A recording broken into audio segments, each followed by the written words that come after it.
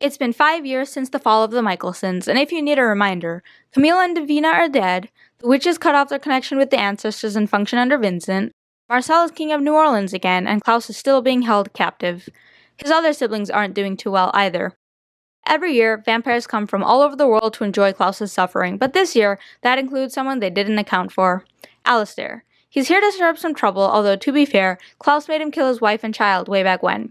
Alistair demands that Marcel either kill Klaus in front of them all, or basically show the world that he's sympathetic towards the Michelsons. He also asks for a drop of Klaus's blood to test his theory that the existence of all of the Michelsons are dependent on the life of Klaus. For the record, this is true and Marcel knows it, but we also know that he isn't going to let anything happen to Rebecca Michelson. Meanwhile, Haley is leaving her now 7-year-old daughter Hope to Jackson's granny while she goes to resurrect the rest of the Michelson family. She tracks down the last werewolf from a certain bloodline and takes her blood, and with that, she's able to bring back Freya. Freya then does some of her witchy voodoo and creates a cure for Elijah's bite, and he and Haley have quite the swoony and dramatic reunion.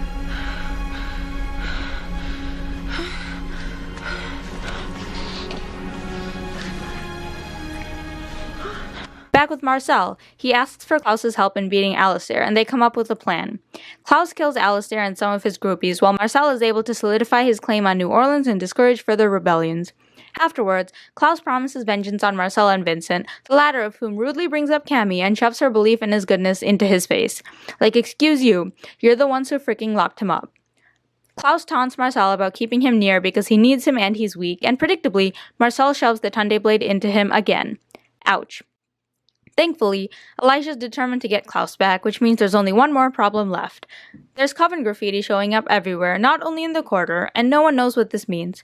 It's definitely not good news though, and here's some worse news. Hope definitely has something to do with it. These guys are sketchy. Stay close. What are you gonna do? You gonna protect me? No, I'm gonna use you as a shield.